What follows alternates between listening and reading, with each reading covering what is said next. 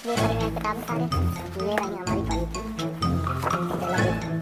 Primer A B C D E F G H। Oh my God, तो guys ये है हमारे बच्चों की कॉपी और किताबें। क्योंकि बच्चों की शिक्षा बहुत जरूरी है और हिंदुस्तान में तो बेटी बेटा सब पढ़ते हैं, यहाँ कोई भी अनपढ़ जाहिर नहीं है। ये है प्रेरणा, ये सारे बोर्ड की सारी किताबें हैं। ये रही ज्योमेट्री बच्चों की, चार एक जैसे हैं। अच्छे से भारत सरकार बहुत अच्छी है, यहाँ की पढ़ाई बहुत अच्छी है। हिंदुस्तान में कोई बच्चा अनपढ़ नहीं रह सकता कि हिंदुस्तान में योगी और मोदी जी की सरकार है, बीजेपी की सरकार है। कोई भी जाहिल नहीं रहेगा, सब पढ़ेंगे, पढ़ेगा इंडिया, बढ़ेगा इंडिया। बीजेपी की सरकार है, कोई भी जाहिल नहीं रहेगा, सब पढ़ेंगे, पढ़ेगा इंडिया, बढ़ेगा इंडिया। नमस्कार, स्वागत है आप सभी का बजाते रहो भारत न्यूज में। मेरा नाम है श्रावणी मिश्रा भूपति और अभी मैं खड़ी हूँ देश के सर्वोच्च न्यायालय सुप्रीम कोर्ट के बाहर और मेरे साथ सुप्रीम कोर्ट के वकील शशांक देव सुधी जी हैं। आज सीमा हैदर जो भारत में आई है, अवैध तौर पर रह रही है, उसने एक दावा किया है। दावा करते हुए उसने बताया है कि यूपी सरकार के तहत उसके 4 बच्चे पढ़ रहे हैं। तो इसको लेकर आज हम बात करेंगे कि क्या ये सही है, क्या इलीगल माइग्रेंट को जिस तरीके से पढ़ाया जा रहा है सरकार के द्वारा, पहले तो क्या इस बात को सही माना जाए कि वाकई में उसके बच्चे पढ़ रहे हैं, और यदि पढ़ रहे हैं, यदि एक इलीगल माइग्रेंट ये दावा कर रही है, तो क्या वाकई में सरकार ने उसको इतनी छूट दी है कि वो अपने बच्चों को उत्तर प्रदेश के स्कूलों में, सरकारी स्कूल में भेजे और पढ़ाए। इसके बारे में हम पूरी चर्चा करेंगे। आपका बहुत बहुत स्वागत करूंगी वकील साहब, आपने अपना वक्त दिया। तो सबसे पहले जो मेरा सवाल है वो ये है कि क्या इलीगल माइग्रेंट जो सीमा हैदर दावा कर रही है, आपको अच्छे से पता है कि इस विषय पर हम लोग बहुत दिन से बात कर रहे हैं, बहुत सारी चर्चाएं अभी तक हम लोग कर चुके हैं।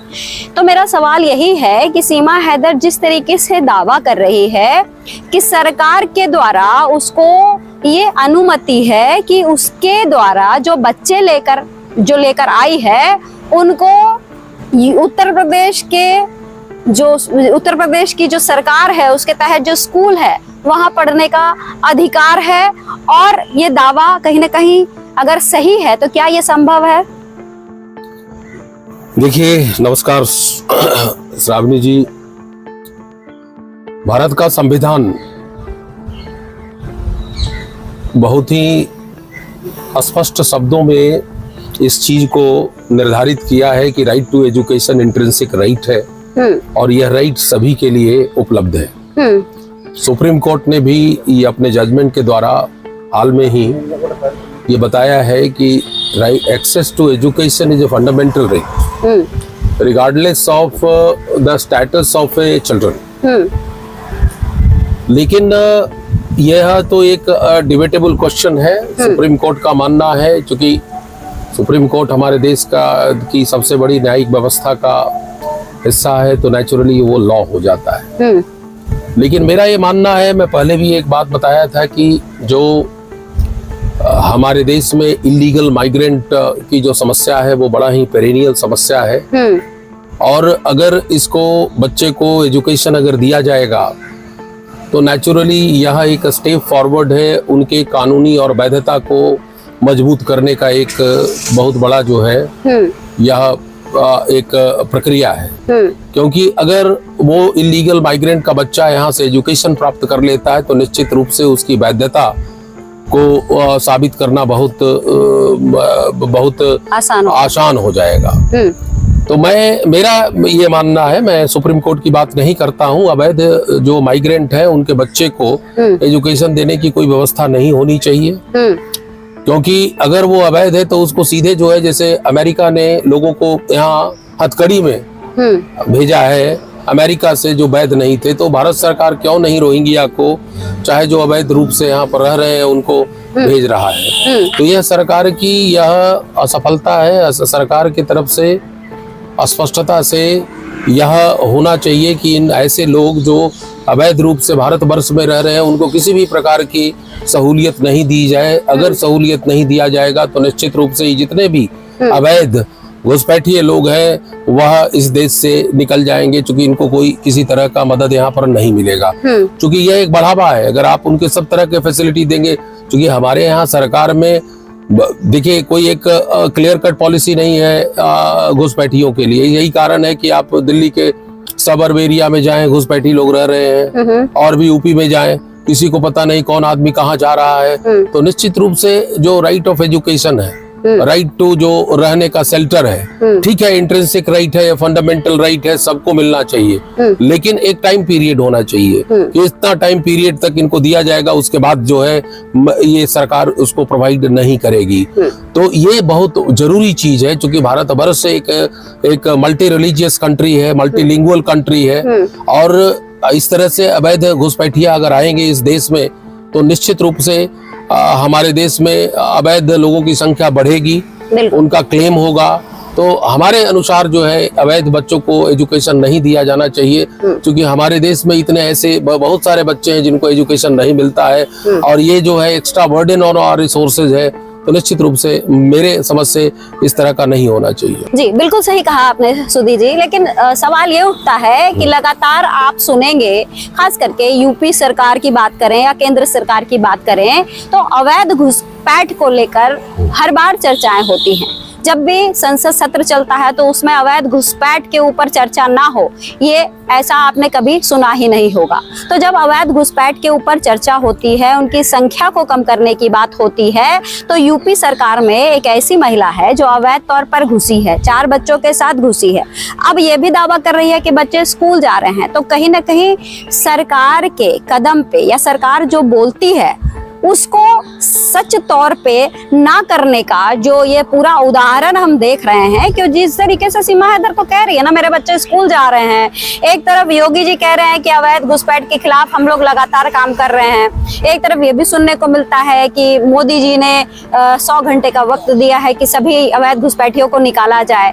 दूसरी तरफ वही अवैध घुसपैठ जो चिन्हित है, 4 बच्चे के साथ आई है, वो दावा कर रही है कि भाई मेरे बच्चे तो पढ़ भी रहे हैं, तो 10वीं के बाद एक सर्टिफिकेट मिल जाएगा, जिसमें 10th सर्टिफिकेट जिसको कहते हैं, जिसका बहुत मायने होता है आगे की शिक्षा के लिए। तो ये कहीं ना कहीं उन सभी बातों को तो बौना साबित कर रहा है। देखिए, राजनीति जो है वह हमारे देश में ही नहीं, पूरे विश्व में राजनीति कहने का अलग होता है और उसका करना जो है दूसरा होता है। There is always gap between what politicians say and what they do. लेकिन ये जो उन्होंने जो ये बात बोलते हैं जनता के सामने कि घुसपैठियों को कम करना है, ये करना है, बहुत सारी बातें बोलते हैं, लेकिन वो सब जो है जो बातें बोलते हैं वो अपने कॉन्स्टिट्यूएंसी के लिए बोलते हैं, न कि उस पर कार्यान्वित करने के लिए बोलते हैं। वो एक अलग चीज है। वो जो है सियासत, उसको बोला जाता है पॉलिटिक्स। पॉलिटिक्स के लिए बहुत कुछ बोला जाता है, लेकिन इन्फोर्सेबिलिटी कहाँ होती है वो बहुत महत्वपूर्ण होता है। बहुत सारी सरकारें जो है कुछ बोलती है, करती कुछ है। तो देखिए, राजनीति तो दावों के ऊपर चलता है। अगर आप राजनीति में अगर पॉपुलर दावा नहीं करेंगे तो शायद आपका वोट नहीं मिलेगा। तो निश्चित रूप से यह एक राजनीति है कि घुसपैठिए कम होंगे, हम उनको कोई एक्सेसिबिलिटी नहीं देंगे, लेकिन जो प्रैक्टिकल ग्राउंड पर जो बातें हो रही है वो निश्चित रूप से गलत है, वो एक्सपोज्ड है, जो नहीं घटती है। देखिए, आज सत्य है कि घुसपैठिए आते हैं इस देश में, सत्य है कि सरकार उनको सारी सुविधाएं मुहैया कराती है, सत्य ये है कि सरकार जो है इफेक्टिव कदम नहीं लेती है। यही कारण है कि जो है लोग घुसपैठिए हमारे देश में आते हैं और बेखौफ जो है एक स्टेट से दूसरे स्टेट में जाते हैं, वो क्राइम भी कर रहे हैं, वो जेल में भी है। तो ये सारी चीजें सरकार के नजर में है, लेकिन सरकार कितना काम कर रही है निश्चित रूप से आप जैसे प्रखर पत्रकार ही बता सकते हैं। लेकिन मेरा ये मानना है कि कहना और करना it is always easier to done. यहाँ पर तो हम यही कहेंगे कि भले सीमा हैदर दावा कर रही है, लेकिन उस दावे को झूठ कौन करार देगा? हम और आप देंगे या सरकार सामने आकर बताएगी कि सारी बातें जो है फौरी है, इसमें कोई दम नहीं है? ऐसे सिर्फ बातों में, क्योंकि वो तो अपनी तरफ से आज स्कूल बैग्स वगैरह दिखाया है उसने कि 4 बच्चे पढ़ने जा रहे हैं, और उसने जो बहुत सारे स्लोगन्स जो भारत में दिए जाते हैं शिक्षा को लेकर कि पढ़ेगा बच्चा तो बढ़ेगा बच्चा, इस तरह के स्लोगन्स भी वो बोल रही है। और ये भी कह रही है कि भारत में शिक्षा का सबको अधिकार मिलता है, सबको अधिकार मिलना चाहिए, मेरे बच्चे भी पढ़ रहे हैं। अब ये सारी बातें वो इसलिए बोल रही है क्योंकि वो ये दिखाना चाहती है कि योगी सरकार के तहत उसके बच्चों को भी शिक्षा मिल रही है। तो कहीं ना कहीं हम तो भले सरकार कहती रहे कि हम तो अवैध घुसपैठी के पक्ष में नहीं है। हम जल्द से जल्द चाहते हैं कि अवैध घुसपैठी निकले, लेकिन यहाँ तो अवैध घुसपैठी रह भी रही है, खा रही है, पी रही है, हर तरह का फायदा भी उठा रही है। और साथ में अब एक और नया चीज जुड़ गया है। देखिए, बच्चों के हम विरोध में नहीं है कि बच्चे यहाँ क्यों पढ़ रहे हैं, लेकिन अगर अवैध घुसपैठ की सरकार बात करती है तो सवाल ये भी तो उठता है ना कि अवैध घुसपैठ को लेकर यहाँ पर काम क्या चल रहा है। देखिए, मैंने जैसे बताया कि अवैध घुसपैठियां, जो घुसपैठी लोग आते हैं, ये हमारी सच्चाई है। ये भी एक सच्चाई है कि हमारी सरकार इसके ऊपर इफेक्टिव और प्रभावी कदम नहीं उठाती है, नहीं उठा रही है। हाँ, ये भी एक सच्चाई है कि जो हमारे राजनेता हैं और नेता हैं, वो जो गलत स्टेटमेंट दे करके अपने वोटरों को लुभाते हैं। तो ये एक विडंबना कह सकते हैं, ये पैराडॉक्स है हमारे देश का कि जब आप पार्लियामेंट और लेजिस्लेटिव असेंबली में अगर बात करते हैं तो उसके ऊपर जो है इफेक्टिव जो है वो एक एक्शन होना चाहिए। जो लोग एक्शन नहीं होता है। आज कानून क्या कहता है, बोलते नेता क्या है, उनको संविधान पता है कि संविधान क्या बोलता है, उसके बाद भी जो इस तरह की भाषणबाजी करते हैं। कानून अगर हमारे देश में है तो इनको इन्फोर्स कौन करेगा? इन्फोर्स करने की तो जो पावर है वो सरकार को है, सरकार नहीं करती है। और यही कारण है कि जो सीमा हैदर ऐसे लोग जो है इस देश में आते रहेंगे और वो इस तरह की गलत चीज जो है की परंपरा देंगे। इससे जो है उत्साहित होकर के दूसरी लड़कियां भी यहाँ पर आएंगी, बिल्कुल, क्या पता आ गई हो। तो निश्चित रूप से यह एक बड़ी विडंबना है हमारे देश में और चाहिए कि सरकार को इफेक्टिव कदम ले और इस तरह के लोगों को इमीडिएटली एक टाइम फ्रेम में इन लोगों को जो है एडजुडिकेट करके और यहाँ से जो है जाने का होना चाहिए। क्योंकि आप जो यूएस से तबस्सुर राना जैसे लोगों को ले आते हैं और भी लोगों को ले आते हैं, क्या इनको भेजने में आपको बहुत टाइम लगेगा? भाई वो खुद बोल रही है कि हम भाई पाकिस्तान से यहाँ घुसे हैं, तो गैर कानून प्रत्यक्ष का क्या प्रमाण होता है? भाई जो आदमी घुसा है वही बोल रहा है कि मैं गैर कानूनी ढंग से घुसा हुआ हूँ, उस पर एफआईआर है और उसके बाद भी जो वो रह रही है, एजुकेशन प्राप्त कर रही है, किस लिए, किस तरह की क्या केस चल रहा है? भाई जो आदमी अवैध रूप से है उसको जाना चाहिए इस देश से और सरकार को जो है प्रभावी कदम उठानी चाहिए। लेकिन हमारे देश में क्या हो रहा है तो निश्चित रूप से आपको पता है। एक सवाल और मेरे मन में उठ रहा है सुधीर जी, जैसा आपने बताया कि किस तरीके का ये केस चल रहा है, क्योंकि ये जो केस है Seema Haider versus state of UP government, तो यूपी गवर्नमेंट से भी कोई एक वकील लड़ रहा होगा, लड़ रहा होगा ना। अब ये जो केस है 2021 से शुरू हुआ है, 2021 मई, और आज है 2025। तो ये बताइए कि ये जो केस जो शुरू हुआ 2021 है 23 सॉरी, और ये केस जो है 2023 से शुरू हुआ है और 2023 मई से लेकर अभी तक मतलब 25 आ गया और लगभग 2 साल होने को है। मेरा सवाल ये है कि वो जिसको भी ये केस मिला है, जो वकील साहब है, वो कहाँ गौण है, वो क्यों नहीं दिखाई देते हैं? या अगर राज्य सरकार अपने लिए उस वकील को रखी है तो वो इसके लिए आगे कदम बढ़ाते हुए क्यों नहीं दिखते हो? तो आज तक सामने ही नहीं आए हैं। देखिए, वो नौकरी करते हैं, सरकार उनको पेमेंट देती है, उनको एक वो जुडिशियल एक्टिविस्ट नहीं है, वो जो काम मिलेगा वहां से वो अपना काम करेंगे, उससे ज्यादा नहीं जाएंगे। सरकार के स्टेटमेंट को, सरकार के जो उनके उत्तरदायित्व है उसको निर्वहन मैं समझ रही हूँ, लेकिन सुधीर जी ये भी तो बताइए कि अगर उस महिला के खिलाफ अगर किसी वकील को खड़ा किया गया तो इस केस को डिस्पोज ऑफ कर दें। क्योंकि मैं सवाल इसलिए पूछ रही हूँ क्योंकि यहाँ पे एक मतलब है, क्योंकि जो वकील ये केस लड़ रहा है उसको सैलरी दे रही होगी सरकार। यस। तो एक ऐसी महिला जो इलीगल माइग्रेंट है और उसको पूरा सपोर्ट मिल रहा है सरकार का, जो कि वो खुद दावा करती है हमेशा, उसके लिए ऐसे वकील को रखा ही क्यों गया है? जब आपको पूरा मतलब उस महिला के प्रति आपकी पूरी संवेदना है, तो जो भारत का या यूपी का जो जनता है, जो सरकार बनाने से लेकर हटाने में अपनी जिम्मेदारी तय करती है, यही नहीं वो टैक्स भी भरती है। तो यूपी की जनता या देश की जनता अपने गाड़ी कमाई का पैसा सीमा हैदर के केस में लड़ने को क्यों लगाए जब उसमें कोई समाधान ही ना मिल रहा हो? देखिए, मैं जुडिशियरी को बहुत अच्छे तरीके से जानता हूं। मैं थोड़ा सरकार के पक्ष के तौर पर आप मुझे समझाइए, हमारे दर्शकों को थोड़ा उधर देखते हुए। आपका जो प्रश्न ये है कि भाई सरकार का जो लॉयर है वो इस केस को अच्छे तरीके से क्यों नहीं कर रहा है? आखिरकार क्या कारण है? तब जब पैसा हम लोग भर रहे हैं उसकी सैलरी का, टैक्स पेयर मनी से उनको पैसा जाता है। देखिए, सबसे बड़ी चीज है अकाउंटेबिलिटी। हमारे देश में केस के डिस्पोजल के ऊपर कोई अकाउंटेबिलिटी नहीं है।